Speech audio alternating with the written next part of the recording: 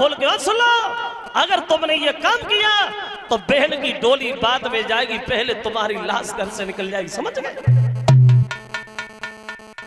इतना बड़ा तो पैसे वाला है, तुम जैसों को दरवाजे पे नहीं बैठने देगा, लेकिन मेरा साला है कहेंगे तो उससे मान जाएगा। उठाओ, चला गया। नाई और ब्राह्मण से बोला, इधर आ पंडित जी,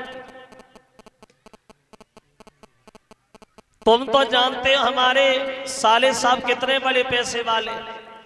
हाँ, एक काम करो, चंदेरी में जाओ और हमारे साले ससपाल को हमारी बहन का टीका चढ़ा दिया। उससे जाके कहना, भैया हम उसके बराबर तो नहीं है, बराबरी तो नहीं कर पाएंगे, लेकिन हाँ जितना भी होगा वो अच्छा करेंगे, निभा जरूर ले। एक खत लिखा, रुको मैंने क्या लिखा, चंदेरी के बसने वाले साले ससपाल, आज हम और तुम बराबर होने जा रहे हैं। तुमने अपनी बहन की शादी मुझसे की, इसलिए हमने भी सोचा कि हम भी अपनी बहन की शादी तुमसे कर रहे हैं।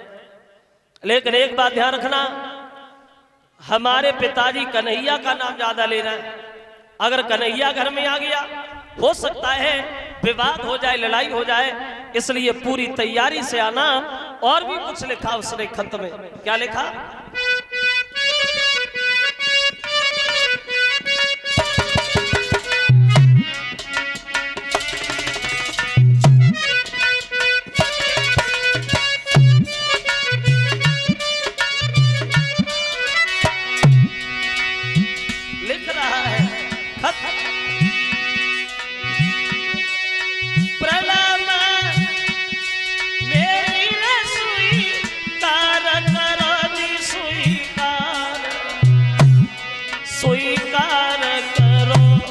कोई उपज मेरी केरे तपदार।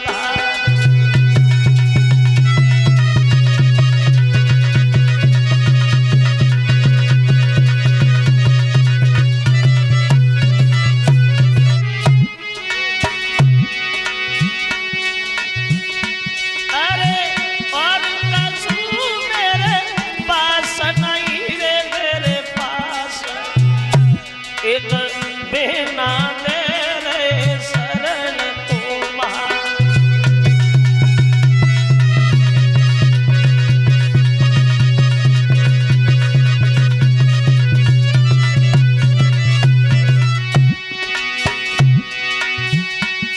होशियारी से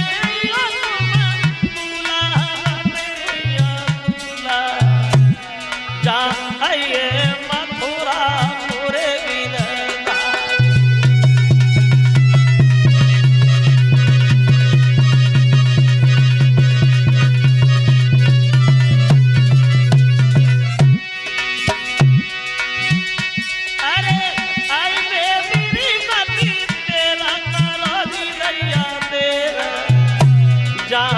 देखती बिन के बाट तुम्हारा।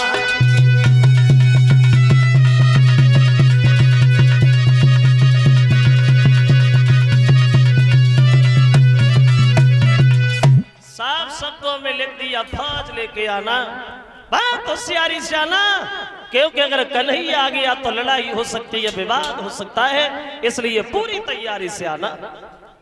और वो खत जो है वो नाई और ब्राह्मण को दिया, कले जा पंडित। अब चले कुंदनपुर से और चंदेरी में जहां ससपाल का दरबार लगा, ये 100 रुपया हमारे करीब और 500 रुपया भंडारे में दान आए हैं। रामवीर सिंह ये हीरापुर के रहने वाले हैं,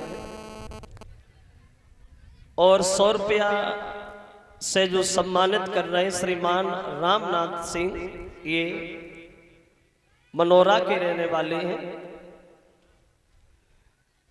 100 रुपए का हार हमारे करीब, और कलश वाली कन्याओं को एक एक सूट, और संत भगवानों को और सभी साथियों को एक पति परिषद जी को 10-10 रुपया भिजवा रहे। अवनीश यादव, सनौब शेषपाल सिंह यादव और 1100 रुपया और 50 किलो गेहूं भंडारे में दान किए अवनीश यादव की तरफ से।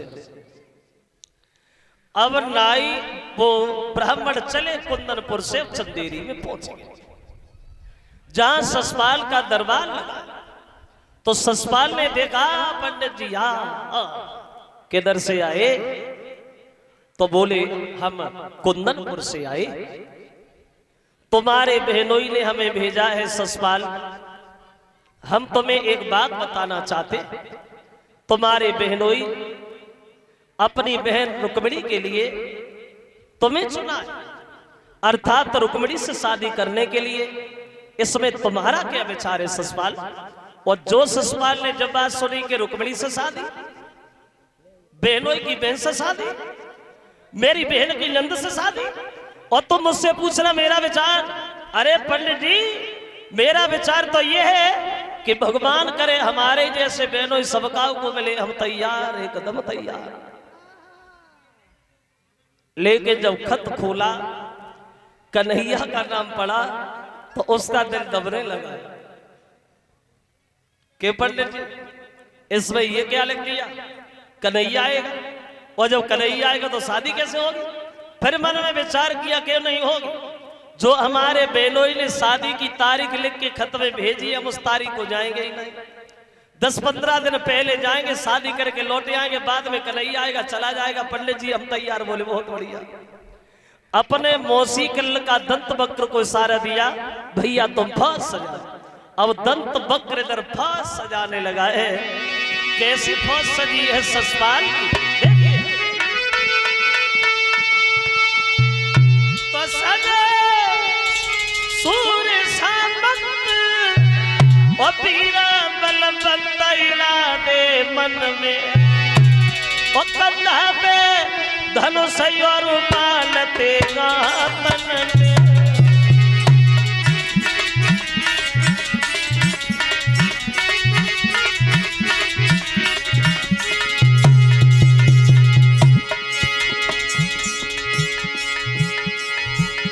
आदेश समय दिया है,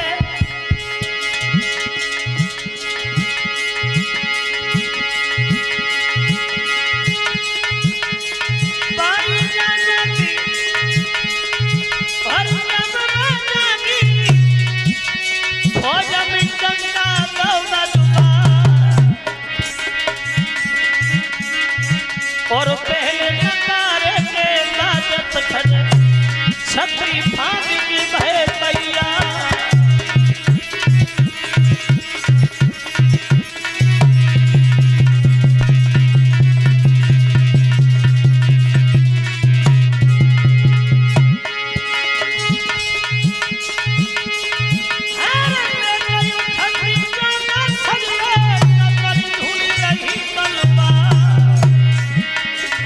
और हाथी चलैया, हाथी चली गए, बकिया घोड़ा के असुआ।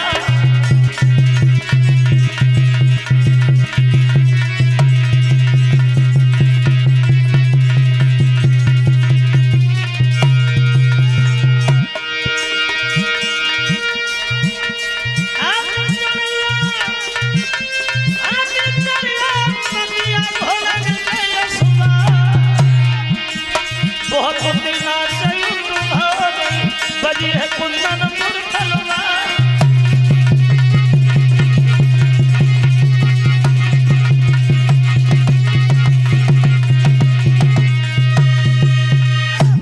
दंत वक्र इधर फौज सजाने में लग गया, और उधर ससपाल जो है वो अपनी भाभी के पास पहुंच गया। कहने लगा भाभी कुछ औरतों को बुला लाओ, गीत गाओ। भाभी बोली गीत गाओ, काई खुशी में गीत गाओ। बोले दूल्हा बना, हम शादी करने जा रहे हैं। तो भाभी बोली बुद्धि खराब है? शादी ना तो कम से शादी आए, ना लगो ना आई, ना टीका आओ, ऐसे दूल्हा बन के किसके घर पे जाओगे? बुद्धि खराब है क्या? पागल हो क्या? बोले भाभी पागल हम नहीं, पागल तुम हो। मतलब तुम तो जानती हमारे बहनों की कितनी बड़ी आदत के। हाँ, उन्होंने अपनी बहन की शादी के लिए मुझे चुना है, अर्थात मैं अपनी बहन की नंद से शादी करने जा रहा हूं। तो भाभी बोली पागल हो क्या? क्या कह रहे हो? अरे नंद वो तो तुम्हारी पूजनीय देवी है, देवी ससपाल बोल अगर ऐसी देवी देखी जाए कल से शादी बंद हो जाए, मैं देवी देख रही है शादी करनी है दूल्हा बना। अब दूल्हा बनाने लगी, लेकिन जब दूल्हा बनाया तो ससपाल को असगुन बहुत हुए। असगुन कैसे? जाके शीशमहल जब धरो रे सोई हुई गई छी कई अगारी।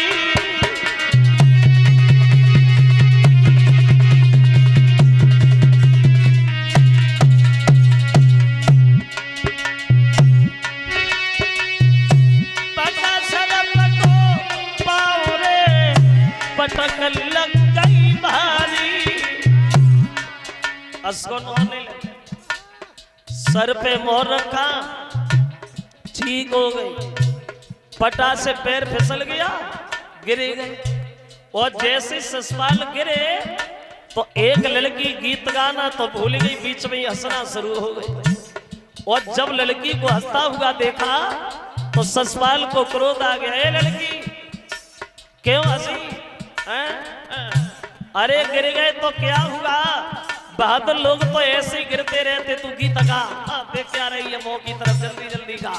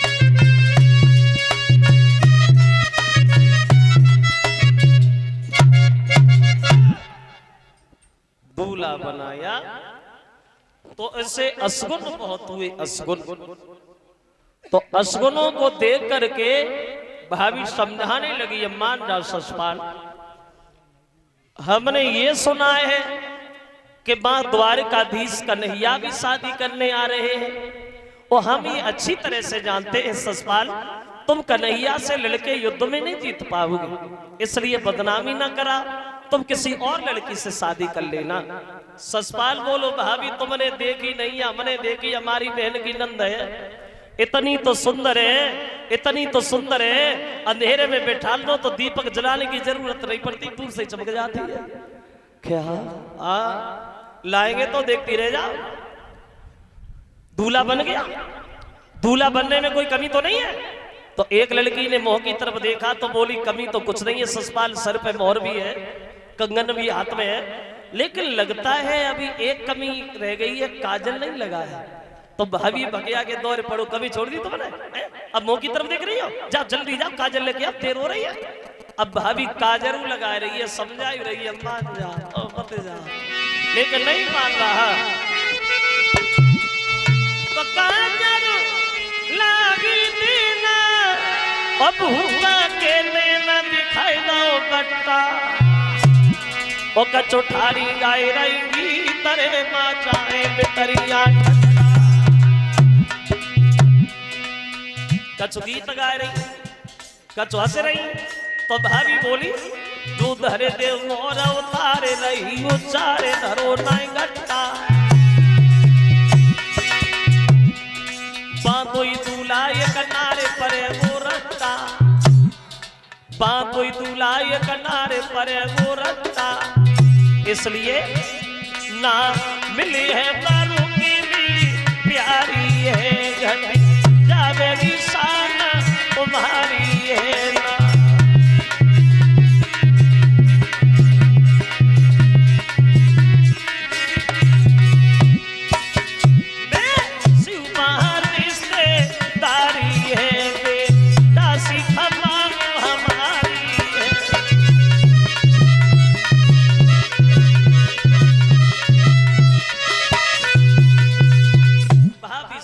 छुपाने की कोशिश कर रही है, लेकिन नहीं मान रहा है ससपाल। सोने भाभी के बेन उठी है तन में ज्वाला, और मेरो का कर सके नंद को लाला। अरे चिंता काय को कर रही है भाभी, जाऊंगा और जाऊंगा तो खाली हाथ थोड़ी आऊंगा, दुल्हन लेकर के ही आऊंगा। बहुत जल्दी में ससपाल चल दिया। अरे फौरन फौजे सजवा,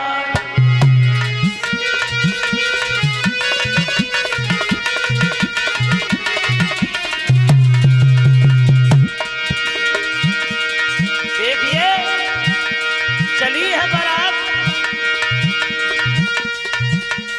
चली बारात चंदेरी से कुंदनपुर की सीधा लगा।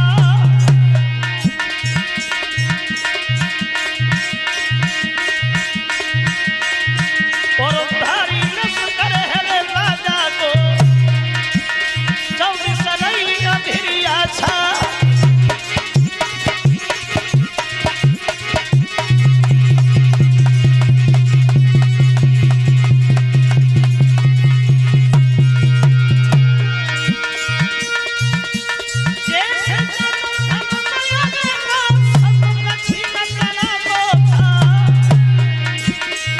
और नहीं सजना जाता ले गज घोड़ा गोला।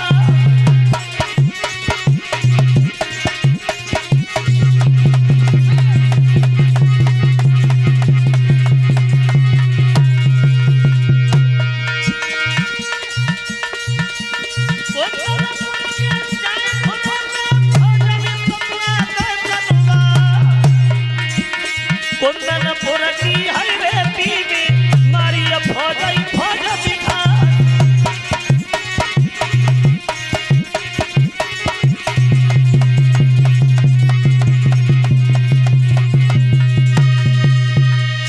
घेर लिया कुंदनपुर को, चारों तरफ से घेर लिया, फौज ने पड़ाव डाल दिया। जब बारात पहुंच गई, खबर मिली है भीष्म को कि ससपाल बारात लेके आ गया। तो आंगन में बैठ करके रोने लगे, सोचने लगे परमात्मा इस कमी ने हमें समाज में मुंह दिखाने के लायक ही नहीं छोड़ा। रुकुम को खबर मिली तो रुकुम बड़ा खुश हुआ, लेकिन जब रुक्मिणी को यह पता चला है कि हमारे कन्हैया के बीच मेरा भैया दीवार बन गया, जिस समय रुक्मिणी ये सुनती है कि हमारे कन्हैया के बीच मेरा भैया दीवार बन के खड़ा हो गया, पछाड़ खा के आंगन में गिर गई है। श्याम मर जाऊंगी लेकिन ससपाल के साथ हरगिज नहीं जाऊंगी। मैंने बचपन से तुम्हें अपना पति माना है प्रभु, लेकिन मेरा भैया हम दोनों के बीच दीवार बन के खड़ा हो गया है। अब आंगन में बैठ करके रुक्मिणी कन्हैया की याद करके रोने लगी और बोली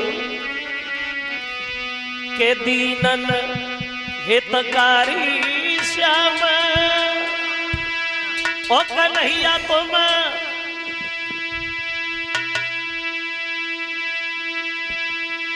कहाँ पे देर लगाई।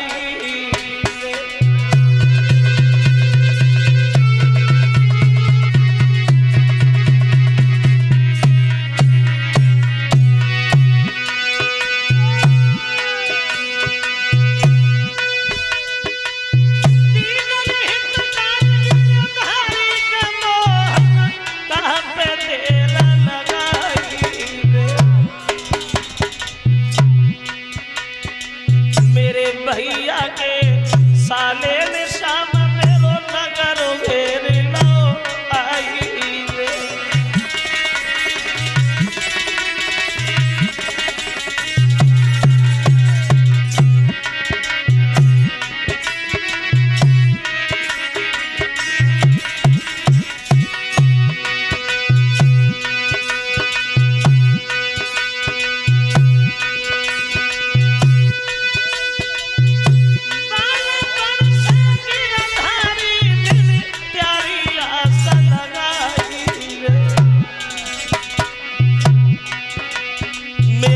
भैया करिया नागु बनो ससुपाल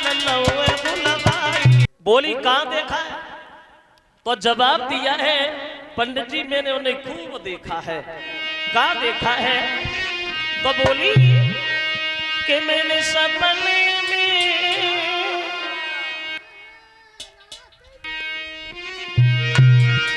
काय में। तो बोली कि मैंने सपने में श्याम को देखो है सुनी पंडित जी।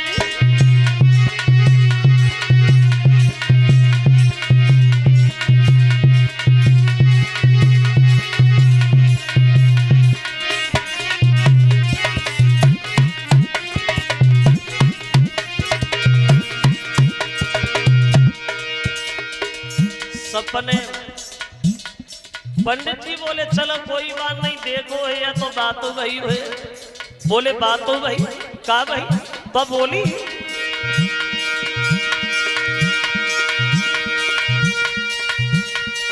कहीं ना श्याम चिट्ठियां भेजा भैयो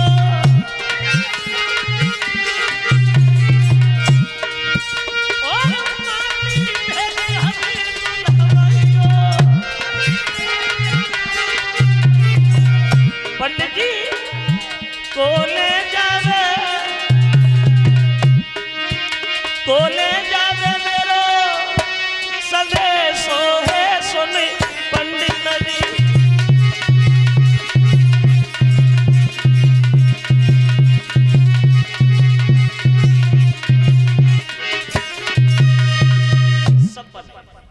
कन्हैया ने मुझसे कहा था जब ये ससुराल आ जाए तो हमारे पास खत भेजना, आऊंगा ले जाऊंगा। तो कहने लगे हे रुक्मिणी तो तू रोकाए को रही है, खत तो पहुंच ही गया होगा, इसमें रोने की क्या बात? जवाब दिया पंडित जी किसके हाथ से खत भेजूं? जिसका सारा लेती वो सारा छूट जाता है। एक काम करो आप ही हमारे खत को लेके द्वारिका में चले जाओ। तो पंडित जी ने जब ये सुना तो पंडित जी पीछे हट गए, बोले हम तो पहुंचेंगे। द्वारिका यहाँ तो है नहीं, बहुत दूर है, और मेरे ऊपर बुढ़ापा है बेटी, मैं तो पैदल नहीं चल पाऊंगा, मैं तो रास्ता में मर जाऊंगा। तो कहने लगी है पंडित जी अगर आप नहीं जाओगे तो तुम्हारी आंखों के सामने ही आत्महत्या कर लूंगी, लेकिन ससुराल के साथ हरगिज नहीं जाऊंगी। तो पंडित जी बोले बेटी अब मर रही है तो तू मरे नहीं। लिखो इधर भाई शोर ना करो।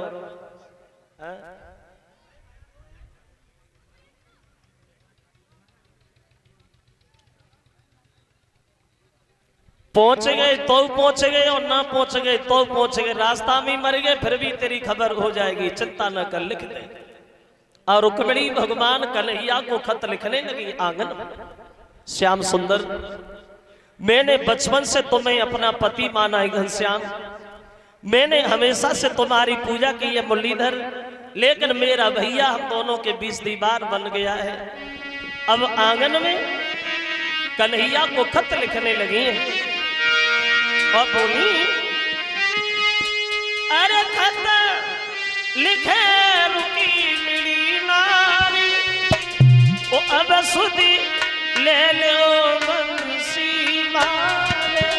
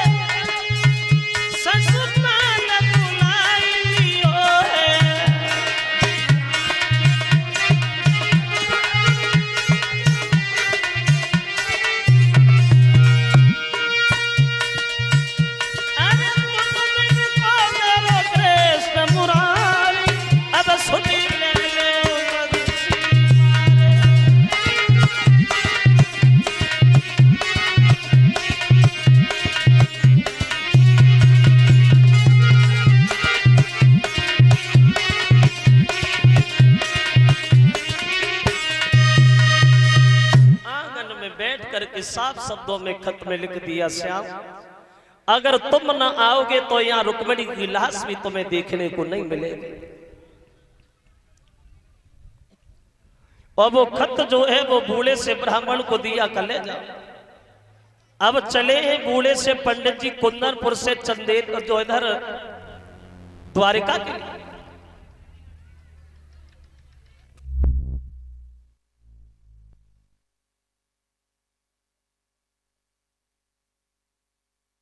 कभी ना आए लेकिन आता है, और आता है तो छोड़ के जाता नहीं है, अपने साथ ही ले जाता है कि चलो काय को घेरा लगाए मेरा मतलब। और इस बुढ़ापे से बचने के लिए आदमी क्या नहीं करता, सब कुछ करता। देखा कि थोड़े बाल सफेद भये भज गए डाई कराया, ए हम काम बूढ़े हमें तैसे, लेकिन पीछा नहीं छूटा मौत से बुढ़ापे से। 3 पन जो लगे हर आदमी के पीछे, बचपन, जवानी और वृद्धापन। ये बचपन तो निकल गया बिना मतलब ना समझी, और बुढ़ापा निकलता है मजबूरी। मजबूरी जानते तो हैं लेकिन शरीर काम नहीं करता, इसलिए कुछ कर नहीं सकते, सिर्फ देख सकते हैं बस। और जो बीच वाला पन होता है, जैसे कहते जवानी, जब जवानी ने कभी सुख से सोने नहीं दिया। एक ने ऐसी गड़बड़ मचाई, बोले किन्ने गड़बड़ मचाई, बोले जवानी। एक ने ऐसी गड़बड़ मचाई, नर से नारी की जोड़ी मिलाई, बच्ची बच्चा भाई खुशी मन मनाई, जो कुछ जीवन में करी कमाई वो सब बच्ची बच्चन के कामे आई। जवानी जाई में चली गई, और जात न गई तात न कही क्यों ना गई, सोत में छोड़ी गई, जई नहीं मालूम पड़ा कब आई कब नहीं करी गई। एक कवि कहता है, एक विद्वान कल्पना करता है, अरे पहला कितनी लगवाई लिए पर वही महल में चोरी पहरा।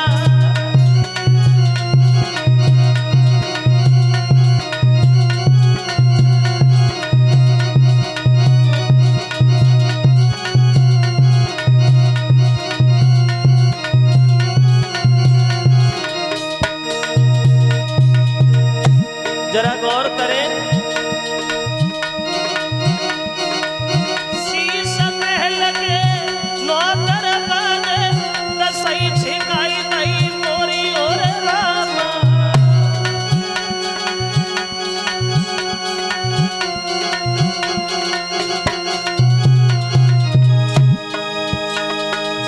पहरा वाले देखत रही गए, हंसो चलो चोरी पहरा कितनी लग बैलिए पर वही महल में चोरी।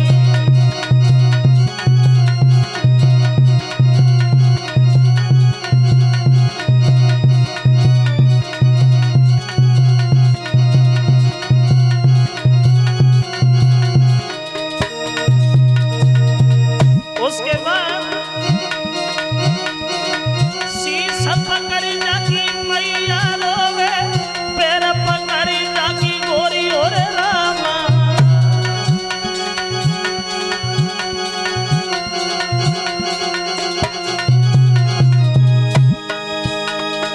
भुजा पकड़ी जाको भैया रोवे, बिछुड़ी गई मेरी जोड़ी पहरा कितनी उलग बैलिए पर होगी महल में चोरी।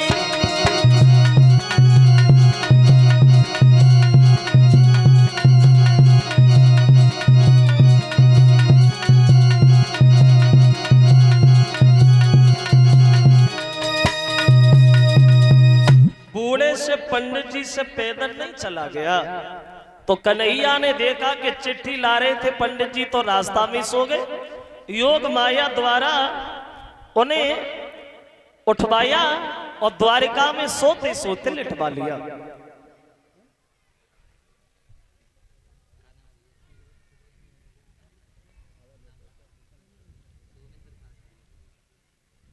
ये एक हार से जो हमें सम्मानित किया है श्रीमान सोवेंद्र शास्त्री, जो ये सुनील चैतन्य के शिष्य हैं, उनकी तरफ से एक हार आया है।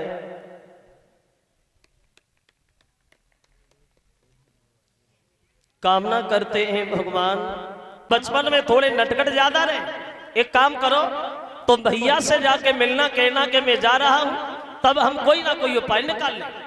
अब बलराम से मिले पंडित जी, बोले भैया जिस काम से हम आए वो काम तो हमारा पूरा हो गया, हमें आज्ञा दे दो, हम अपने घर पे जाएं। तो सब लोग पंडित जी को विदाई में लग गए और पंडित जी कहते कि अब आज्ञा हमको दे दीजिए, वो हम अपने घर को जाते हैं।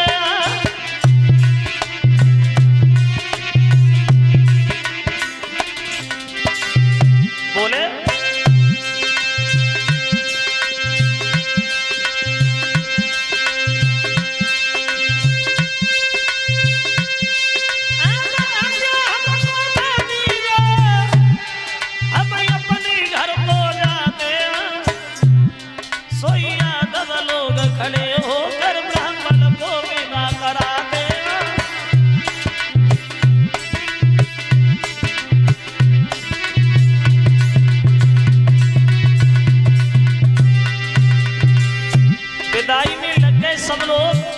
तो यादवों के सम्मान को देख करके पंडित जी यादवों की बड़ाई करने लगे। भैया बलराम एक बात तो हमने आज समझ ली, क्या? तो बोले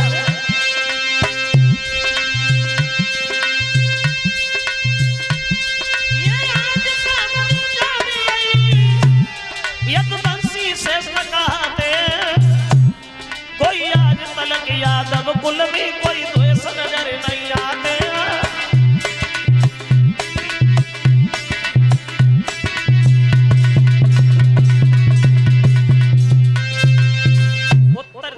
भैया बलराम अब हम जा रहे, हमें जाने दो।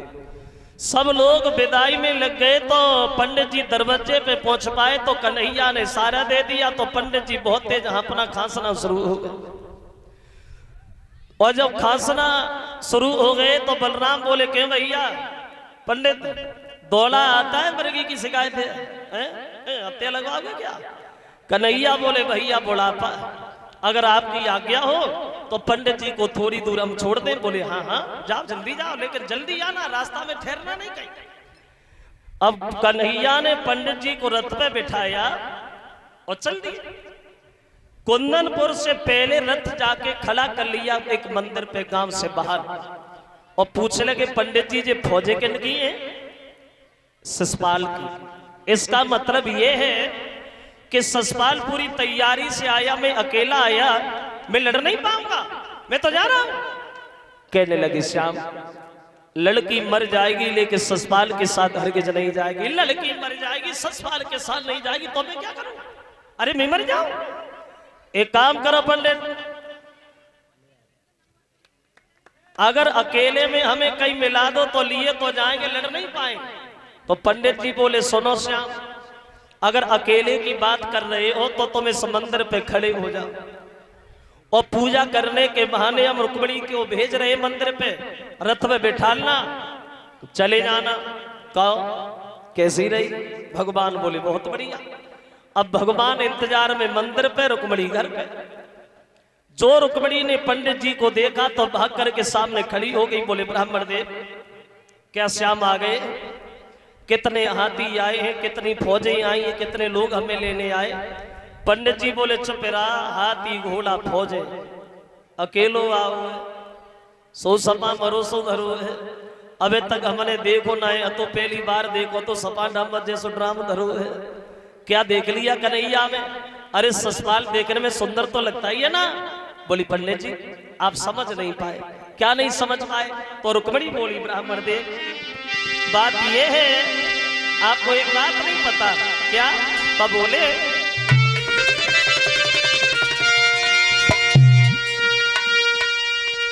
दिल के बाजार में हर दौलती नहीं देखी जाती। क्यों? प्रेम हो जाए तो सूरत नहीं देखी।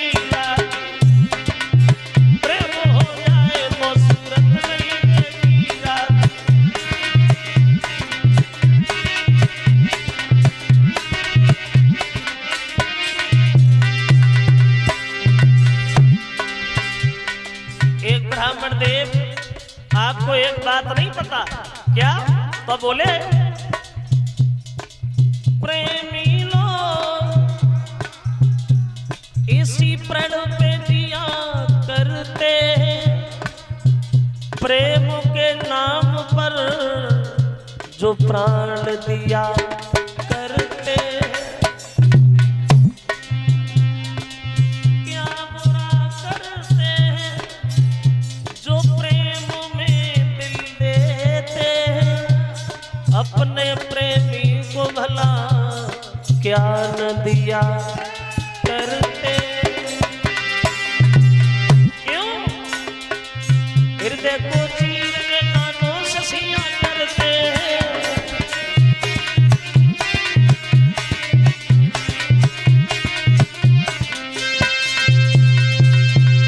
उत्तर दिया समझ, अकेले मंदिर पे खड़े हैं, पूजा करने के बहाने जा और रथ पे बैठना, चुपचाप चली जाना। अब पंडित जी वहां से चले गए, रुक्मिणी ने थाली सजाई और पूजा करने मंदिर पे चले। रुकम आ गया, कहाँ जा रही हो? जवाब दिया भैया मंदिर जा रही हूं। तो अकेली काय को जा रही? 5 लड़के इसके साथ चली जा और पूजा करके जल्दी आना, रास्ता में रुकना नहीं। अब 5-6 लड़कियां रुक्मिणी के संग चलवे को तैयार वही वहां, लेकिन रुक्मिणी काव से ना बोली जा से ना कहो जे मंदिर में उदम ना मचाए, कन्हैया चले ना जाए। और जब ना बोली तो एक लड़की बोली क्यों?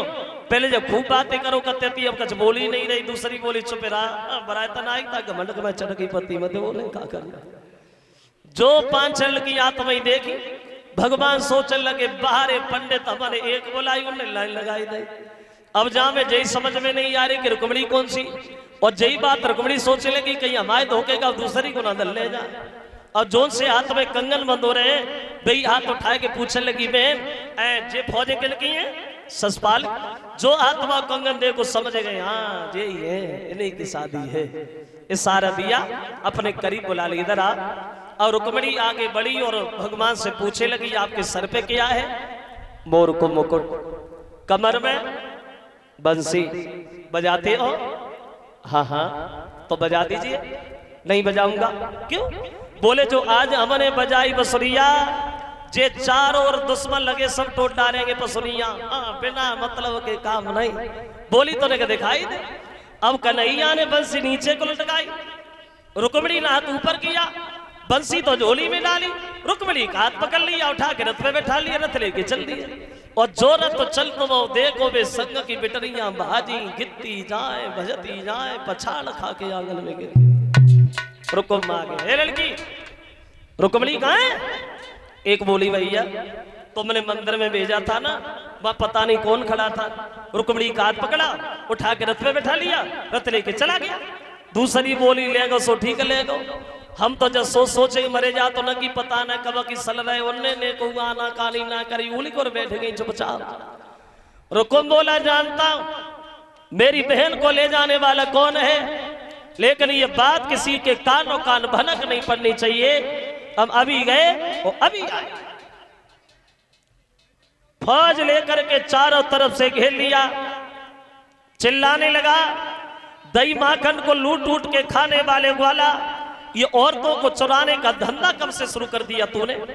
भगवान बोले लड़ेगा, बोले लड़ेंगे नहीं, तड़फा तड़फा के मारेंगे, देखने वालों का कलेजा हिल जाएगा, समझ जाएंगे दुनिया के लोग रुक्मिणी का हरण करने का नतीजा क्या होगा।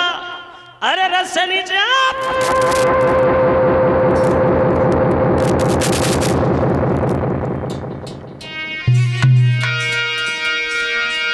और बोला ठाड़ो रहिए,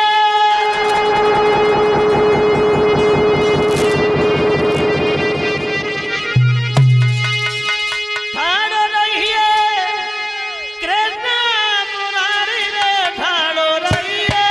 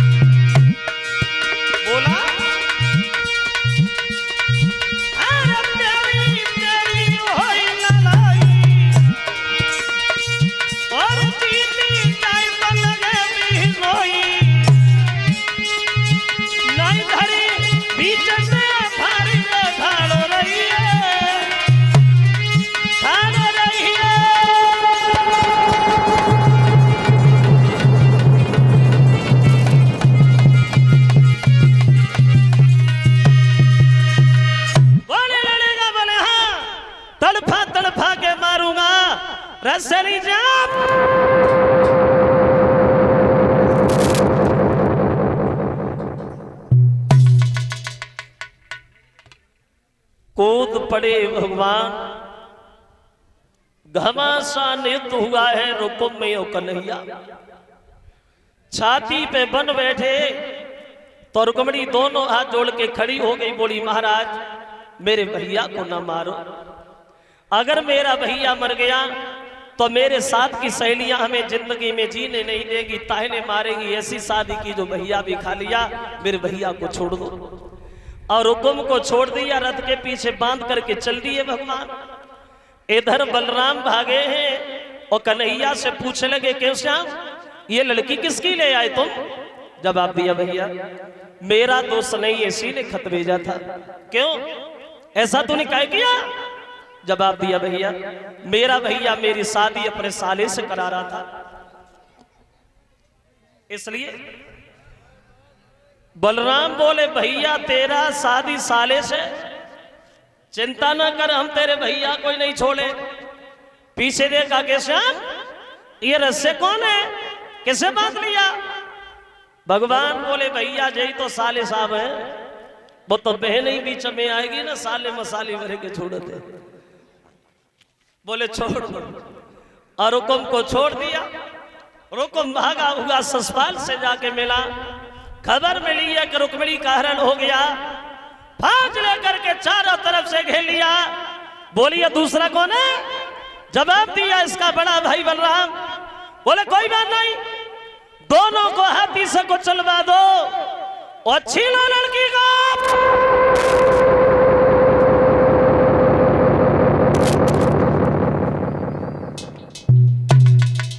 बलराम बोले श्याम रुक्मिणी को अकेला छोड़ के लड़ने न जाना, ये ससपाल की फौज हमारे लिए ज्यादा नहीं है।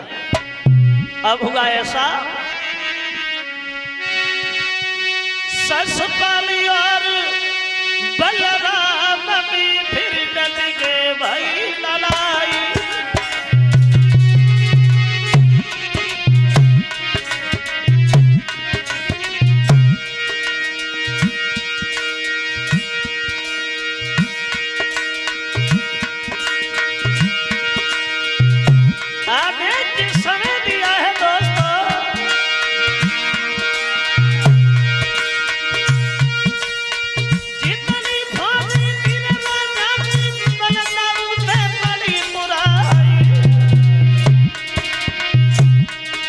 सोई चल की बलकी बलदा घूमी अलमू सलमुला उठा।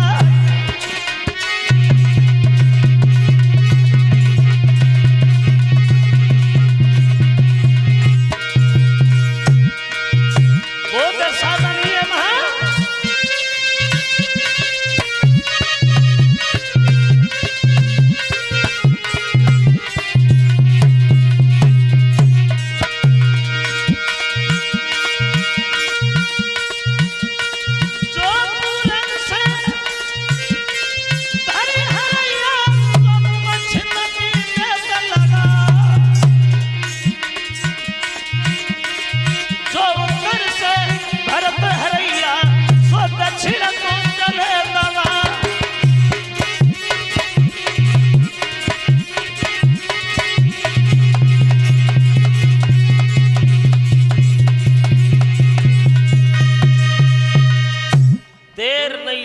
ससपाल की सारी फौज नष्ट हो गई।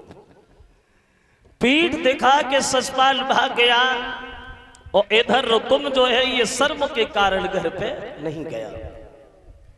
खबर मिली है भीष्म को कि कन्हैया हमारी बेटी को ले गए, तो बड़ा मगन हुए, बड़े विध विधान के साथ अपनी बेटी की शादी कर रहे हैं। अब शादी हो रही, महिलाएं गीत गा रही और गीत गाते गाते एंटीना घूम गया, कन्हैया को गालियां देने लगे। गाली वैसे क्षमा करें, गाली वाली परंपरा तो आज भी हमारे यहाँ चल रही है, मगर पहले ऐसी गाली नहीं गाई जाती थी जैसे आजकल गाली गाई जाती। हो सकता है पहले इतनी पढ़ी लिखी औरतें नहीं होंगी, अब पढ़ी लिखी ज्यादा है, तासे पढ़ी लिखी गाली देती। कथा भागवत में काऊ के कीर्तन बोल लो तो कोई नहीं बोलती कि शर्म लगते। और जेई औरतें काऊ को तेल ताई हो फिर देखो झटकाए लगे। इन लोगों को पता ना है कब एंटीना घूम जाए, कौन सो चैनल पकड़ ले, कहां से बोलना शुरू हो जाए। गारी देने लगी भगवान को, और गारी देती वही कन्हैया से बोली, ये श्याम सुनो, बोली अरे मोरा मुकुट सिरा बांधी लला तुम ओ दुई बाप नगे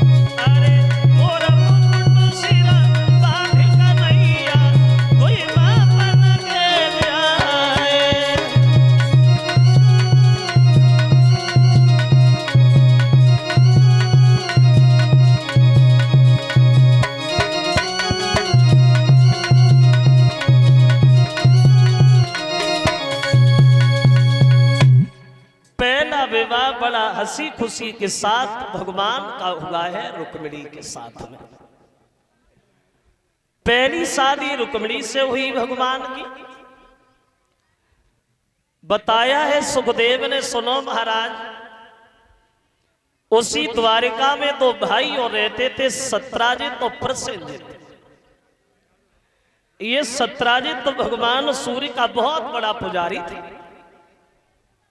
तो सूर्य भगवान ने सत्राजित की भक्ति पे खुश होकर के इसे एक श्यामंतक मणि दान में दी।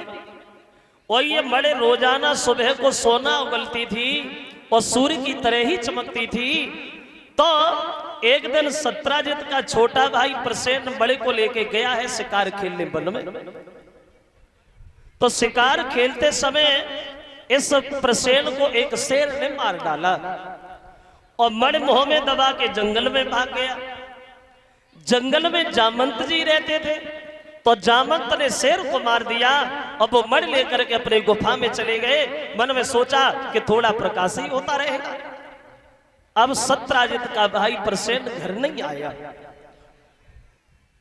ये 100 रुपये आए हैं, विजेंद्र सिंह नगला धारा के रहने वाले हैं। एक हार हमारे करीब 10-10 रुपया कलश वाली कन्याओं को, संत महात्माओं को, परीक्षक जी यज्ञपति उनकी धर्म पत्नियों को एक एक हार आया है। 500 रुपया भंडारे में देवेंद्र सिंह सनौ सत्यपाल सिंह, ये मोहकमपुर के रहने वाले हैं। और 100 रुपये का हार आया है कलश वाली कन्याओं को, और साथियों को भी सम्मानित किया है। संत भगवानों को भी सम्मान दे रहे हैं। ये आदेश यादव के पुत्र ये अनिल यादव, और 1000 रुपया भंडारे में जो उत्थान के रहने वाले हैं। 100 रुपये का हार हमारे पास कलश वाली कन्याओं को, संत भगवानों को, परीक्षक जी यज्ञपति जी को सम्मानित किया है। ये सुमंत यादव सनो विशेष सिंह, ये जिटोली के रहने वाले हैं। और 100 रुपये का हार 500 रुपया भंडारे में ये प्रज्वल यादव सनो प्रवेंद्र यादव नगला इमलिया। 551 रुपया भागवत में 101 रुपये का हार हमारे करीब ये रमेश चंद्र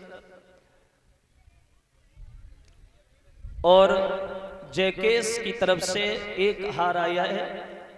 एक हार हमारे पास कलश वाली कन्याओं को 10-10 रुपया, ये अमन कुमार सनो विनय कुमार नगला बनिया। 1100 रुपया भंडारे में, 200 रुपया हमारे करीब कौशलेंद्र यादव नगला मनी, ये रोतमगढ़।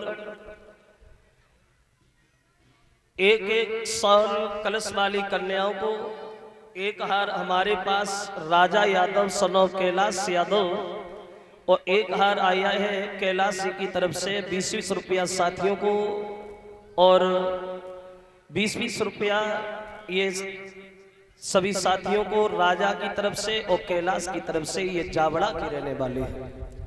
और जब प्रसेन घर नहीं आया तो सत्राजित के दिल में एक वहम पैदा हो गया। सत्राजित ने मन में सोचा, एक दिन हम कन्हैया के दरबार में गए थे मण लेके, तो हमने कन्हैया को मण मांगने से नहीं दी, तो लगता है हमारे भैया को अकेला पाकर के कन्हैया ने मार दिया और वो मण उससे छीन ली। ये उसके दिल में वहम बैठ गया कि कन्हैया ने हमारे भैया को मारा।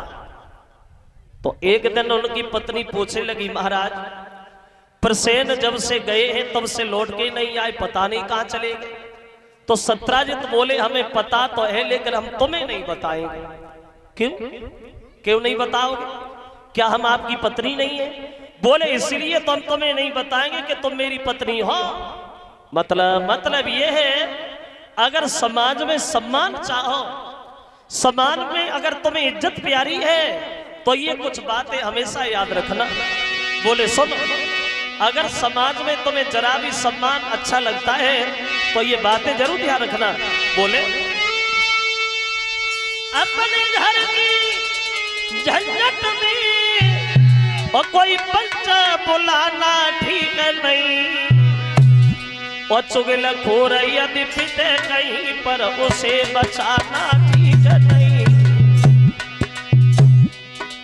अगर समाज में तुम इज्जत चाहते हो तो ये बातें जरूर ध्यान रखना। बोले बिटिया की तन प्यारी हो, बेटी की तन प्यारी हो, घर घर में घुमाना ठीक नहीं। लड़का की तनो प्यारो हो, सर पे चढ़ाना ठीक नहीं। और सुनो, भैया की तनो बेरी हो, भैया की तनो बेरी हो, बस भेद छुपाना ठीक नहीं। औरत चाहे कितनी प्यारी हो, बात बताना।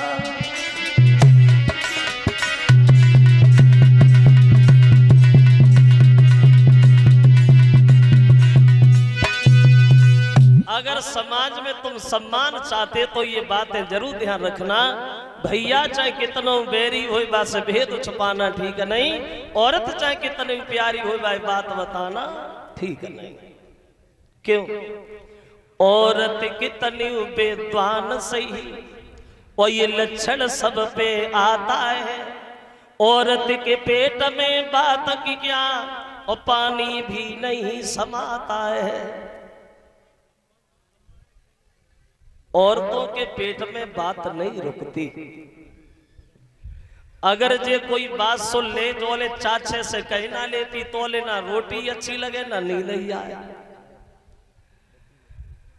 अगर तुम्हें पूरे गांव में बात फैले हुए है तो 50 आदमी से मत कहो, 4 औरतें से कह दो, बाद में जोर कह दियो काल से कही हो ना, फिर देखो समझा लो पूरे गांव में डिंडोरा ना पिटू मेरे। औरतों के पेट में बात नहीं रुकती। तो सत्राजित बोले, हम इसलिए तुम्हें नहीं बताएंगे कि तुम मेरी पत्नी हो। पैर दबाए रही अति छुटक के बद दूर लगी, बोली देखियो लली लला पे, अब तुम्हारी किस्म करे खातम तो फांसी लगा ले, अब नहीं रहे। तो सत्राजित बोले, तुम तो नाराज हो गई, मेरी बात सुनो। अगर नहीं मानती हो तो बताएंगे, लेकिन बड़े घर की बात है, ना गाय बने ना रोए बने ना कहीं बने, लेकिन जब बात कही हो काउ से ना। बोले बता। जवाब दिया, कन्हैया ने प्रसेन को मार दिया और वो मण उससे छीन ली। जब ये कहा तो रोन लगी, बोले जो तो बहुत बड़ो हो, हम तुम्हारी किस्म करे खाते, हम कहूँ का सुना कहेंगे तुम सोए जा। अब बे तो सोए गए, उन्हें पूरी रात नींद ही ना आई, करवटी बदलती रही। भगवान कब सवेरो हो, कब सवेरो हो, या सवेरो हुई ना पापता से पहले बगल वाले घर में कूद पड़ी। बोली देखते किस्म तो से ऐसी आत्मा मिली है, कोई बात छुपाई ना जाते, बड़ा मुसीबत से पूछे भाई कब से कहिए ना। कन्हैया ने प्रसेन को मार दिया, बड़े उससे छीन ली। आए बेभागी बेपै बगल वाले घर में घुस गए, बेभागी बेपै बगल वाले घर में घुस गए। सुबह से शाम नहीं भाई, घर घर में चर्चा होने लगी, अन्याय कर रहा है द्वारका का राजा जो प्रजा के लोगों का खून कर रहा है। कन्हैया ने मन में सोचा हमने तो किसी को नहीं मारा, हमें तो बिना मतलब में कलंक लग गया। अब 1500 जवान साथ लिए और प्रसेन का पता लगाने के लिए जंगल में चले। तो क्या देखा, प्रसेन की लाश मिली। थोड़े और आगे बढ़े तो एक शेर मरा पड़ा है, उससे आगे कोई चीज नहीं। तो जवानों से बोले काम करो, इस गुफा के द्वार पे खड़े हो जाओ और 1 महीना तक हमारा इंतजार करना, हम गुफा में अंदर देख के आ रहे हैं, ये इस गुफा में अंदर क्या है। तो कन्हैया ने क्या देखा, गुफा का द्वार तो बहुत छोटा है, लेकिन अंदर बहुत लंबा चौड़ा महल बना है, उसमें एक पालना लटक रहा है, उसी में एक लड़की सो रही है और वो मड़ भी उसी में लटक रही। कन्हैया को देखा तो लड़की चिल्ला चिल्ला करके रोने लगी। तो जामन तो कन्हैया में हाथापाई शुरू हो गई, युद्ध छिड़ गया। और ये युद्ध 1-2 दिन नहीं, बल्कि जामन तो कन्हैया का युद्ध 27 दिन लगातार चला। कन्हैया ने जब जामन तक एक घूंसा मारा तो बेहोश हो गए, होश आया तो पुराना ध्यान आ गया और कन्हैया के पैर पकड़ लिए, बोले प्रभु बड़े समय का इंतजार कराया। ये कौन थे जामन? बोले ये जामन तो वो ही थे त्रेता वाले। जब लंका पे विजय पाकर के सब लोग वापस लौट रहे थे तो राम ने पूछ लिया, लड़ाई से किसी के अरमान अधूरे तो नहीं रहे? बहादुरों के चेहरा झुक गए, लेकिन बूढ़े से जामन तो बोले महाराज अभी हम लड़ना चाहते। तो भगवान बोले भैया अभी तो हम मर्यादा के बंधन में, तुम एक काम करो, इंतजार करो, हम खुद ही तुमसे युद्ध करेंगे और तुम्हारी भुजाओं की खुजली हम खुद ही मिटाएंगे। तो जामन तो बोले प्रभु क्यों मुसीबत उठाई, क्यों तकलीफ उठाई, काय को आए? बोले इस मणि को हमें दे दो, इस मणि के पीछे हमें कलंक लग गया। तो जामन तो बोले महाराज मणि ले जाओ, मणि वाली भी ले जाओ, मतलब तुम हमारी बेटी जामंती से शादी कर लो। तो दूसरा विवाह कन्हैया का हुआ है जामंत की लड़की जामंती के साथ में। और वो मणि जो है वो सत्राजित को लाके दे दी। और सत्राजित बड़ा लज्जित हुआ, सोचे लगा हमने कन्हैया को कलंक लगा दिया, हमारे भैया को तो शेर ने मारा था, अब मैं क्या करूं? तो उसने शर्म की वजह से अपनी बेटी सत्यभामा की शादी कन्हैया के साथ कर दी। अब हो गई 3 और रुक्मिणी जामंती सत्यभामा। अब इधर एक दिन कन्हैया सखा अर्जुन के साथ यमुना के किनारे घूम रहे थे, तो झाड़ियों में यमुना के किनारे एक लड़की बैठी अकेली। उस लड़की को देख करके कन्हैया उनसे पूछने लगे कौन है आप, क्या नाम है तुम्हारा? तो लड़की ने उत्तर दिया महाराज मेरा नाम कालिंदी है और मेरे पिता का नाम सूर्य है। मेरे पिता ने मुझसे ये कहा था कि तुम्हारे पति यमुना पे मिलेंगे, बरसों से इंतजार में बैठे हैं, अब ये बताओ कि संग चले या और इंतजार करें? तो अर्जुन बोले केश्याम 3 औरतें घरे बैठी हैं, जिधर जाओ उधर शादी तैयार, कब तक शादी करते रहोगे कन्हैया? भगवान बोले करते ही रहेंगे जब तक होती रहेंगे, अब क्यों मना करें, हम तैयार है, कदम तैयार। और चौथा इनका विवाह हुआ है सूर्य की लड़की कालिंदी के साथ में। 5वां विवाह मित्रविंदा से, 6वां विवाह शीलभद्रा से, 7वां विवाह सत्या से और 8वीं इनकी शादी होती है लक्ष्मणा से और 8 विवाह हो गई ये। अब क्या हुआ और वो आगे बढ़े। इधर एक भौमासुर नाम का राक्षस, उसने ये फैसला किया कि हम अपने जीवन में 20,000 लड़कियों से शादी करें। तो उसे जोन सी लड़की पसंद आती थी उसे पकड़ करके गुफा में बंद कर देता था तो उसने धीरे धीरे 16,100 लड़के इकट्ठी कर ली। तो सबने मिलकर के भगवान की विनती की तो भगवान गए, उस राक्षस का वध किया, लड़कियों को बाहर निकाला, बोले अपने अपने घर जाओ। तो लड़कियां बोली हम घर कहां जाएंगे महाराज, अब तो हम तुम्हारे साथ रहेंगे, तुम हमसे शादी कर लो। तो द्वारिका में लाए हैं, बड़ा विधि विधान के साथ सबसे शादी की। अब कितनी हो गई? 16,108। सबके एक एक लड़की पैदा भाई और 10-10 लड़का पैदा हुए। बहुत लंबा परिवार भगवान का।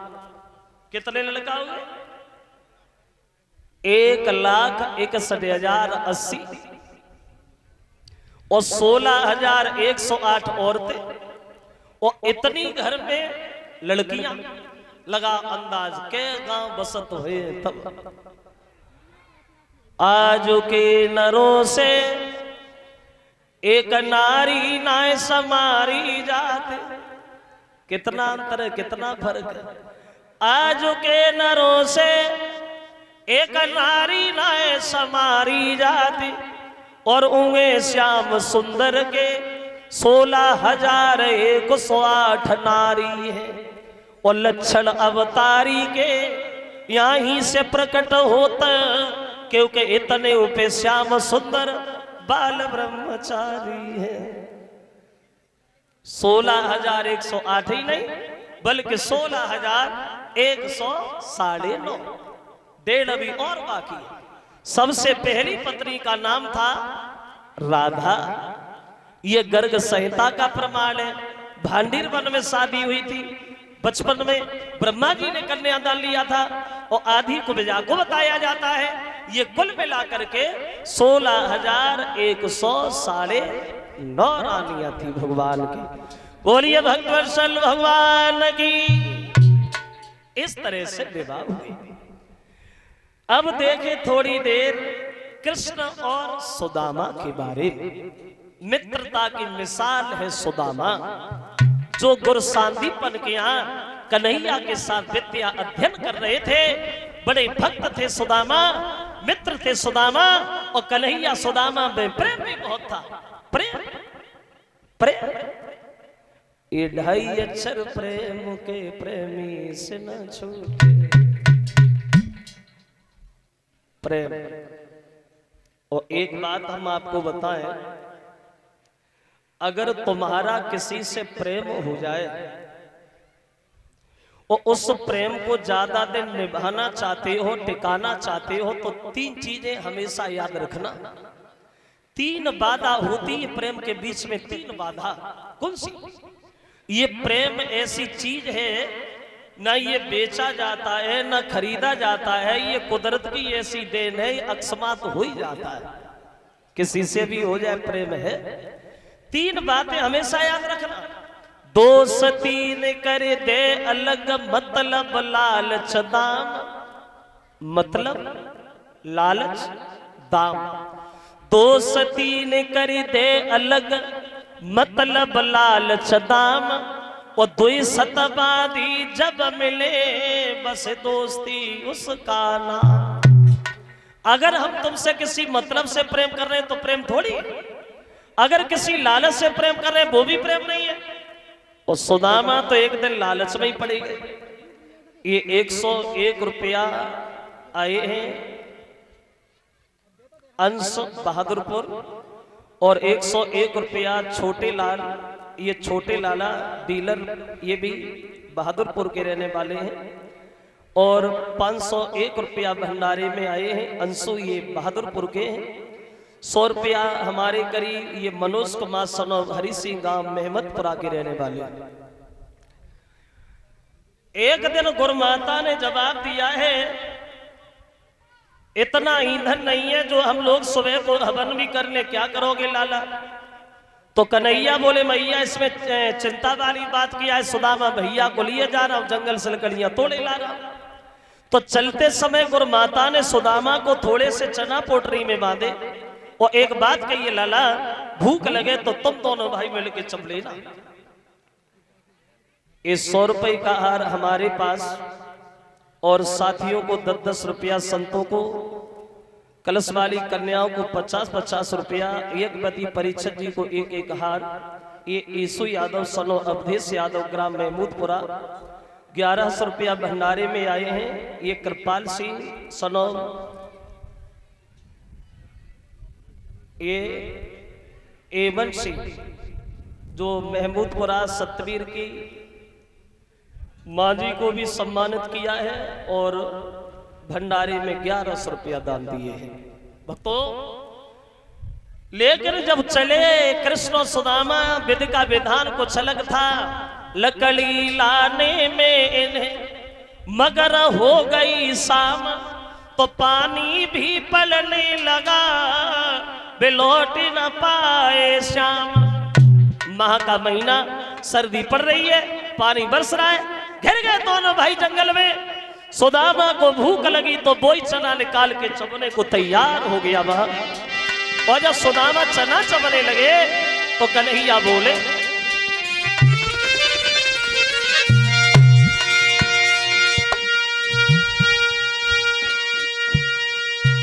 मोहनी कट कट शब्द सुनो। और बोले भैया क्या खाता है, कजोए तन गमो घूंदे ले, कजोए तन गमो घूंदे ले, भूख बदम निकला जाता है।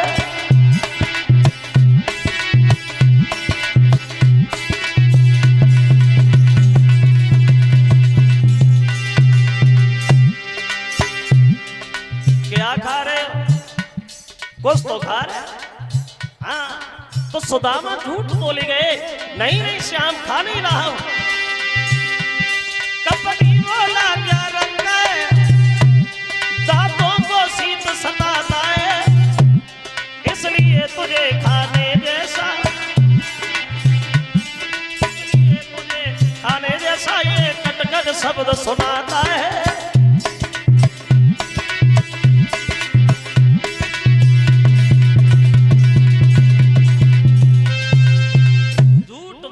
कन्हैया खा नहीं रहा हूं, सर्दी के मारे दांती बज रही है, इसलिए तुझे आवाज सुनाई दे। झूठ बोले,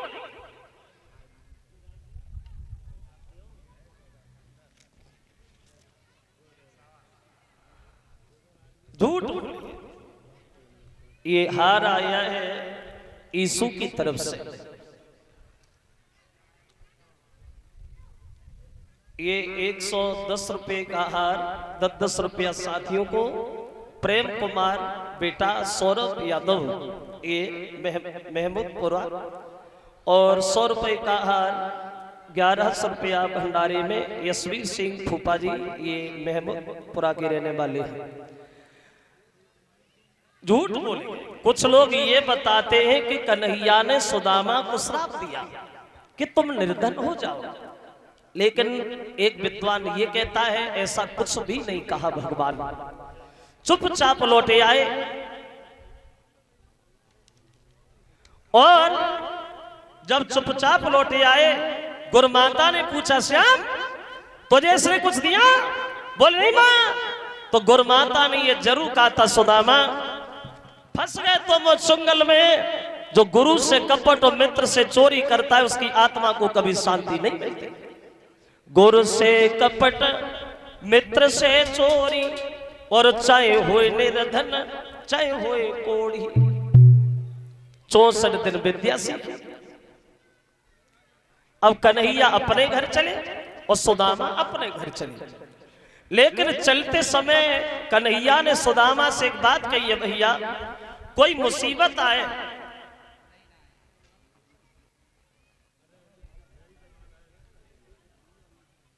कोई जीवन में तकलीफ आए तो तुम चिंता न करना, हमारे घर चले आना।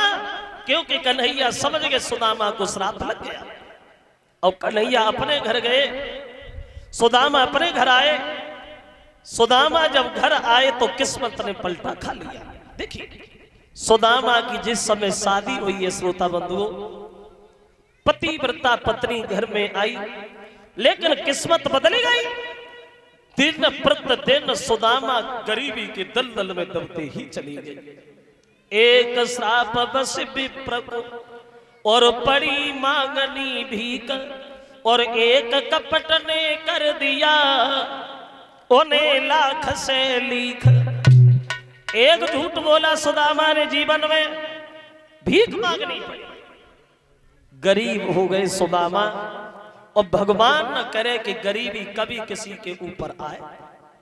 गरीबी में कोई किसी का नहीं होता भक्तों। गरीबी में दूसरे की बात कौन कहे, अपने भी छोड़ देते। अगर तुम्हारे पास पैसा है तो जो रिश्तेदार है वो तो है ही, और जो नहीं है वो और ज्यादा है। अगर पैसा है तो, अगर पैसा नहीं है तो अपने भी नहीं है। पैसा बिन माता पिता पूत को कपूत कहे, और पैसा बिन भैया कहे कौन को जो भाई है। और पैसा बिन चाचा कहे कौन है भतीजो मेरो, और पैसा बिन सासु कहे कौन को जमाई है। पैसा बिन भर पेट भोजन तक मिले तो ना है, और पैसा बिन गारी दे जात लुगाई है। और पैसा बिन सभा में बैठे इज्जत तक होते ना है, और पैसा ऐसी चीज जा दुनिया में बना ही है। बिना पैसा की कुछ। और गरीबी का आनंद तो वो लोग जानते हैं जो उस गली से गुजर के आए, जिन्होंने गरीबी देखी। और जो चांदी के टुकड़ों में पल के बड़े हुए, वो लोग क्या समझे कि गरीबी होती क्या है। गरीब आ गए, कोई कोई दिन तो ऐसा निकल जाता है, बच्चों को भोजन दे देते, खुद पानी पी के पेट भर लेते। देखो गरीबी की दशा। वहां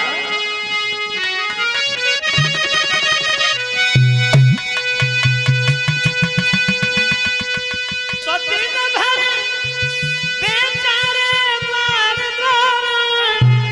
और दाता दाता चिल्लाते, पर किसी रोज भी जी भर के बेटा ताली लपाते।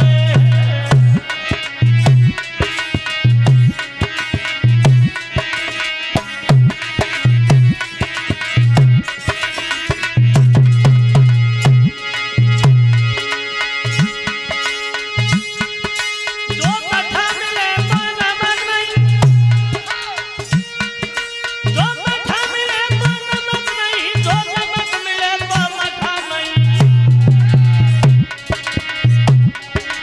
कोई घर मांगी 10 घर मांगी, लोटा भरी आटा मिले नहीं।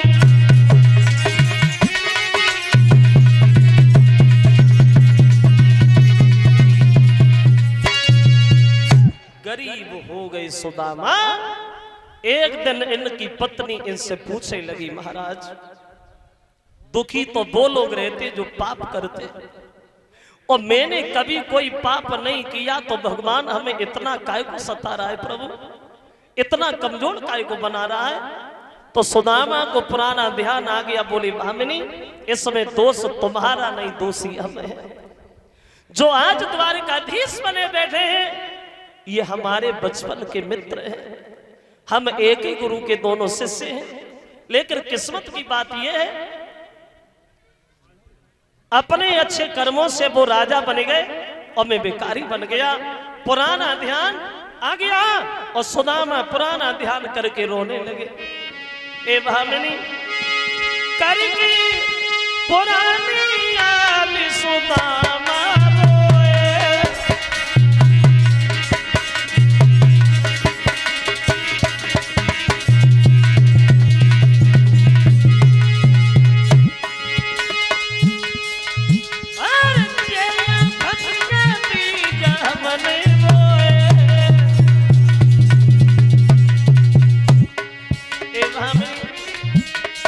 वो दिन आज हमें याद आ रहा है। एक दिन गए काटन लकड़ी गुरु मैया कना गए, हमसे नीचन ठुरन प्याली अकेले चावले। मोहन ने पूछी का खैरा मैंने उलटे चावले, और ताई साहब के कारण प्यारी दी नगरी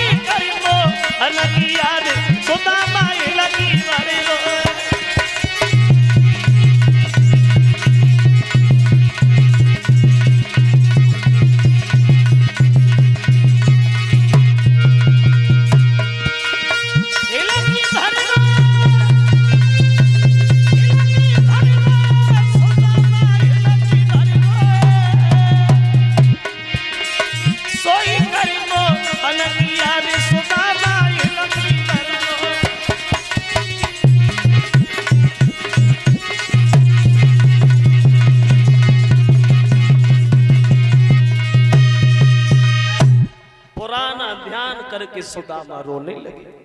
ए भामिनी, मैंने झूठ बोला भगवान से, एक ही गुरु के शिष्य हैं हम दोनों, लेकर किस्मत हमारी अलग अलग है। तो जब ये शब्द सुने हैं पति के, तो पत्नी ने उत्तर दिया है, महाराज भगवान से झूठ बोल के जीवन में सुख चाहते हो, कभी नहीं मिलेगा। चले जाइए द्वारिका में, धन नहीं मांगना, दौलत नहीं मांगना, रहने के लिए मकान नहीं मांगना, सिर्फ अपनी भूल की माफी मांग के चले आना। चले जाइए, चले जाइए।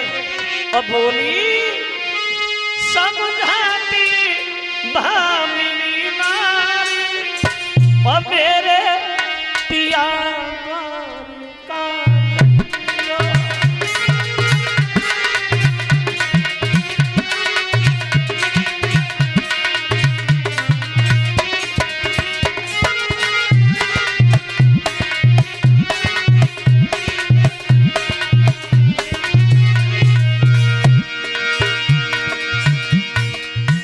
बोली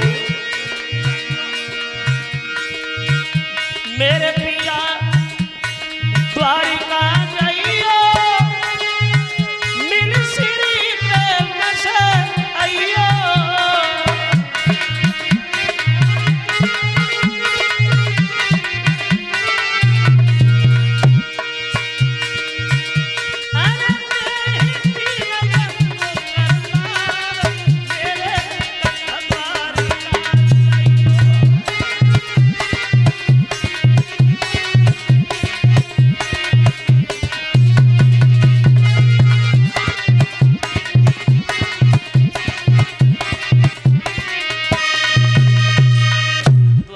चली जाइए।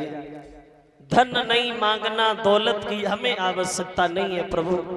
धन दौलत न मांग करके सिर्फ अपनी भूल की माफी मांग के चले आना, द्वारिका चले जाइए। तो सुदामा अपनी पत्नी से बोले, भामिनी पागल बनी है, काय को दूसरे के दरवाजे पे भेज रही, थोड़े दिन और हैं वो भी कट जाएंगे, काय को पागल बनी है। तो पत्नी ने उत्तर दिया, महाराज दूसरे का द्वार नहीं नहीं नहीं, वो तो सबका द्वार है, जहाँ सबको सहारा मिलता है। हे महाराज मेरी बात सुन लो। और बोली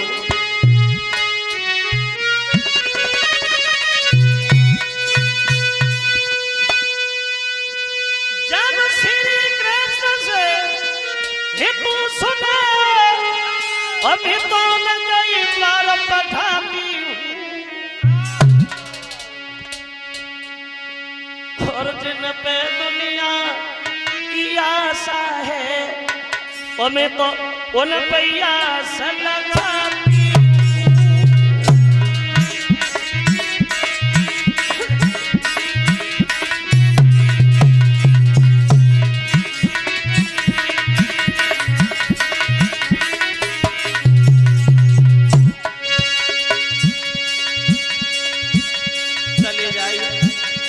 चले जाइए।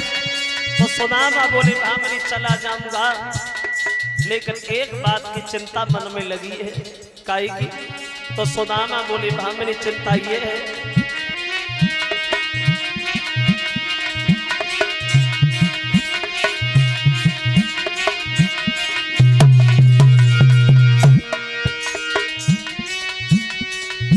गुरु पिता मित्र के घर भी जब कोई तो छोटी मोटी भेंट संग ले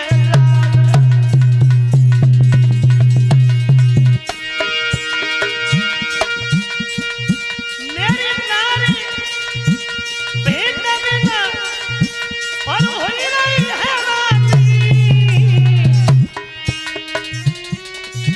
अब प्रभु भूले जाए सभी कौड़ी नहीं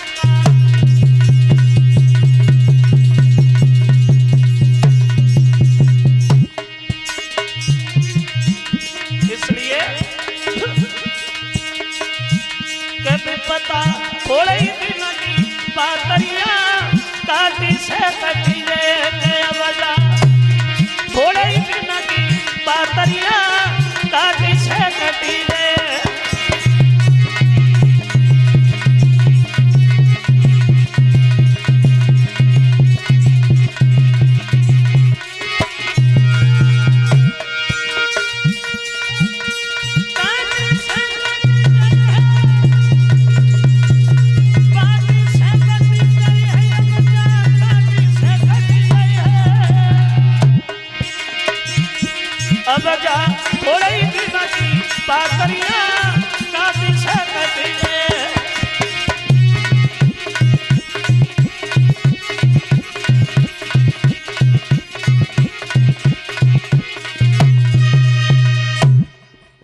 दिया है पत्नी से सुदामा ने भामिनी। जाने के लिए हम मना नहीं करेंगे, चले तो जाएंगे, लेकिन एक चिंता मन में खटक रही है। गुरु पिता मित्र के घर में जब कोई जाए तो कुछ ना कुछ भेंट में जरूर हो, और हमारे पास तो कुछ भी नहीं है भामिनी, मैं क्या ले जाऊंगा कन्हैया को भेंट में। तो पत्नी ने उत्तर दिया, महाराज अगर भेंट की बात है तो आप थोड़ी देर यहीं बैठे रहो, हम अभी गए अभी आ रहे हैं। देखिए, होए मन में मनई न भामिनी मांग न को गाए।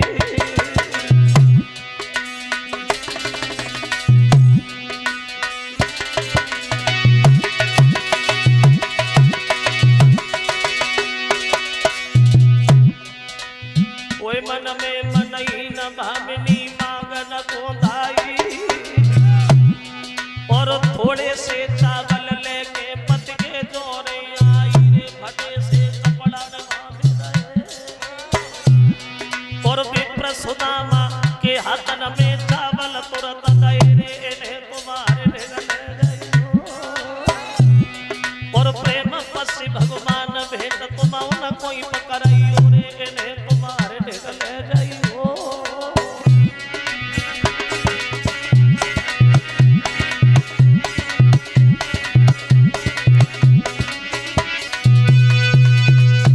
कुछ नहीं मिला, थोड़े से चावल ही मिल गए, ले आए, फटे से कपड़ा में बांधे, अपने पति के हाथ में दिए, बोले न चावलों को ले जाइए महाराज, और एक काम हमारा जरूर करके आना।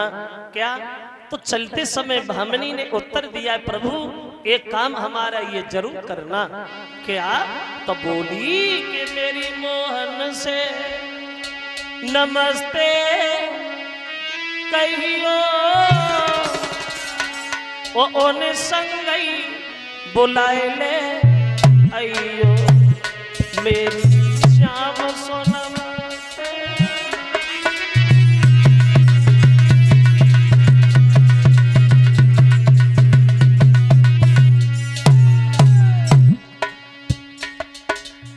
चले चली भे चावल दवाई के, चली भे चावल दवाई के, द्वारिका जाने लगे, चली भे चावल दवाई के।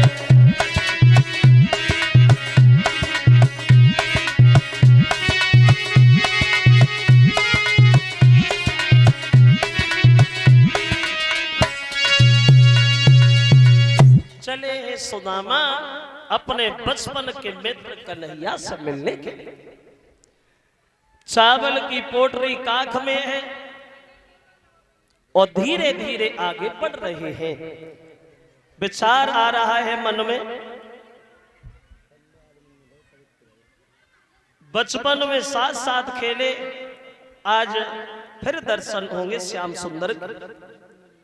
ये एक एक हार आया है,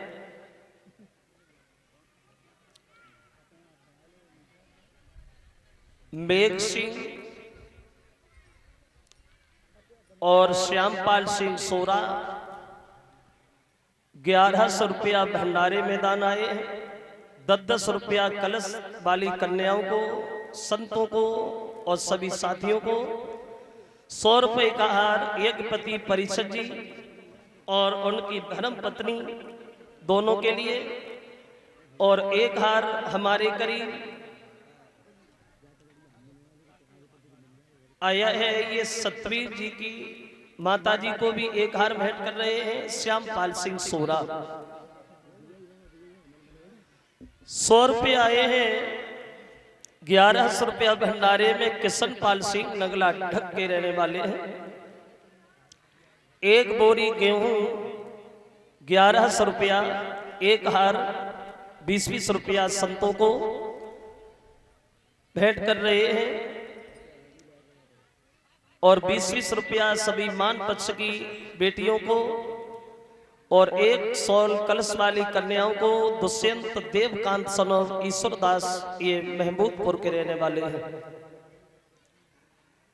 1100 रुपया भंडारे में एक 100 कलश वाली कन्याओं को और 10 रुपया संत भगवानों को, साथियों को एक हार हमारे करीब ये पिंटू सनोव अरविंद महमूदपुर, एक हार ये नवलेद एवं परिषद जी को और एक पति जी उनकी धर्म पत्नी को, और एक हार मेघपाल सिंह और एक हार शिव प्यारी देवी और एक हार हमारे करीब और 10 रुपया कलश वाली कन्याओं को 500 रुपया भंडारे में सुरजीत यादव और 100 रुपये का हार आया है। और कलश वाली कन्याओं को, संतों को, एक पति परिषद जी को सम्मानित किया है। मान पक्षों के जो भी हैं उन्हें सम्मानित कर रहे हैं। रॉयल यादव सन ऑफ अनुज यादव, एक पति के भतीजे, ये भदुआ, और 2100 रुपया कथा में आए हैं। अनुज यादव सन ऑफ मेघ सिंह, ये भदुआ के रहने वाले हैं। क्या चलो सुना दूंगा, सुना दूंगा।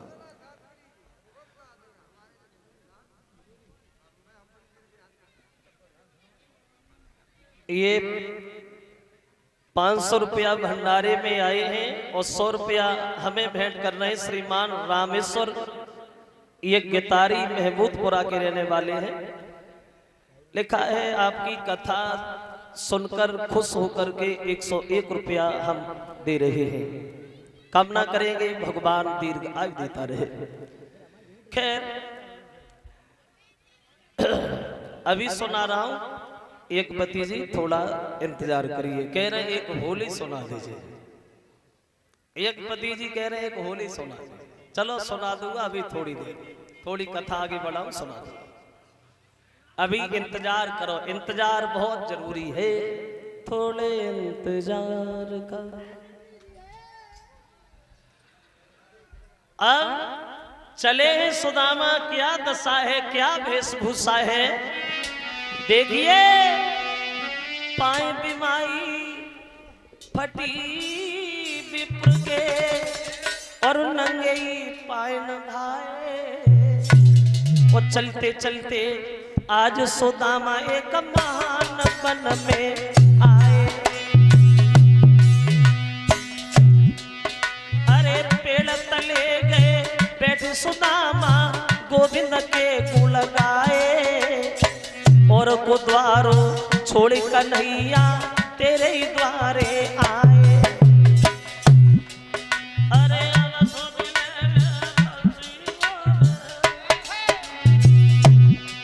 अरे अब सुध ले ले बंसी वाले दीनन के हितकारी। नाय होए सम्मान जगत में बहुत बुरी लाचारी।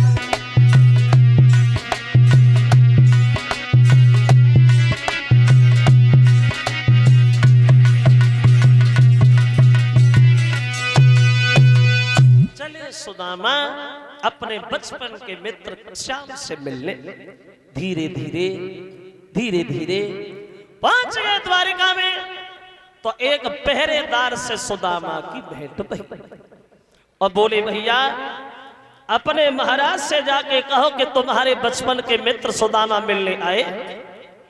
तो पहरेदार भागा और दरबार में कन्हैया से जाकर के बोला है श्याम, द्वार पे एक ब्राह्मण खड़ा जो तुम्हें अपना मित्र बता रहा है। अब सुदामा की पहचान बताता हुआ पहरेदार भगवान से बोला, ए मुरलीधर, द्वारे में खालो एक विप्र और घर का कुछ नहीं ठिकाना है। कोई पटिया मेरी धोती है, कुलता भी फटा पुराना है।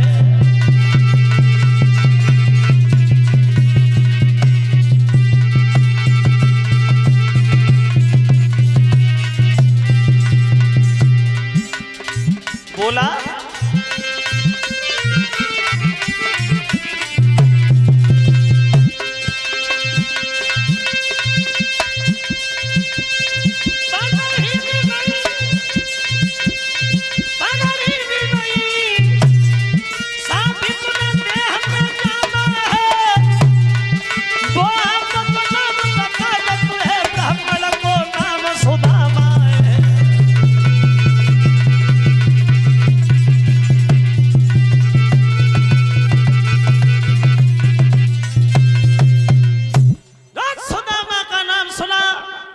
कन्हैया को तनिक आराम नहीं मिला। जो खड़ाऊ भी पहले थे, उधर से कन्हैया भागे, इधर से सुदामा भागे। ये कहना बहुत असंभव है, दोनों में पहले कौन मिला।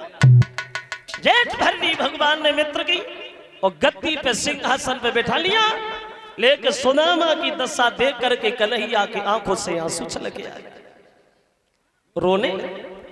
देख सुदामा की दीन दशा और करुणा निधि करुणा करके रोए। और तुम पाए महादुख हाय सखा, और तुम आए इतना किते दिन खोए। रोने लगे भगवान। जो राशि ठाट कन्हैया के सुदामा ने देखे तो चावल की पोटरी लेके गए थे और भीतर दबाए गए। ये तो बहुत बड़ा राजा बन गया। चावल देंगे शर्म लगेगी, चलो नहीं देंगे, जैसे लाए वैसे लौटा ले चलेंगे।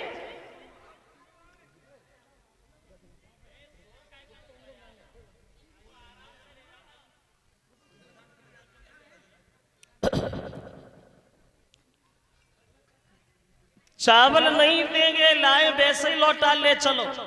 तो कन्हैया बोले सुदामा भैया क्या हमारी भाभी ने कुछ नहीं भेजा?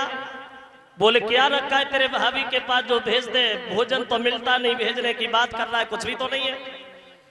झपटा मार करके चावल की पोटरी खींच ली। और कन्हैया बोले सुदामा भैया लगता है पुरानी वाली आदत में अभी सुधार नहीं हुआ है आपका। और ऐसा ही नहीं भक्तो कि श्री कृष्ण जी के मित्र मिलने सुदामा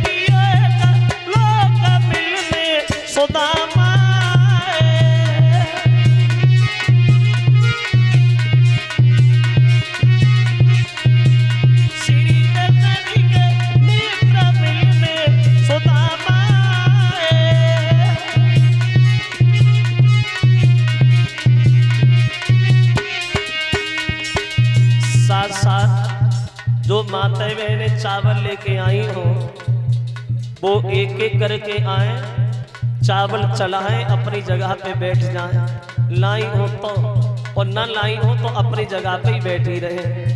ये बस्ता वाले लोग बोरी वगैरह ले लो, इन लोगों से चावल लेते जाइए।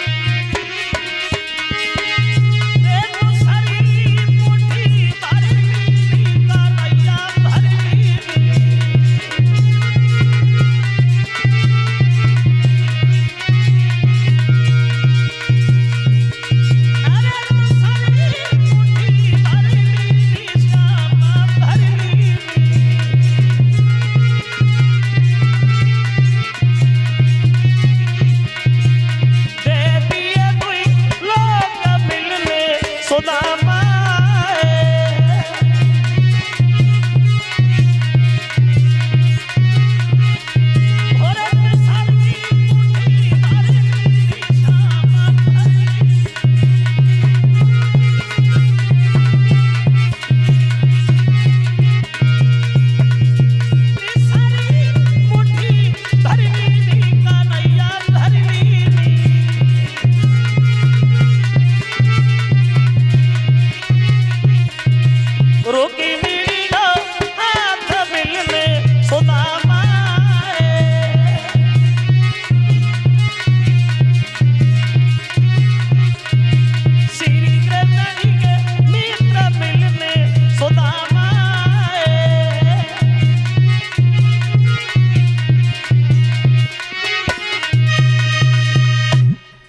2 मुट्ठी चावल चबने के बाद 2 लोग दे दिए भगवान ने सुदामा को। तीसरी मुट्ठी चबना चाहे तो रुक्मिणी ने हाथ पकड़ लिया।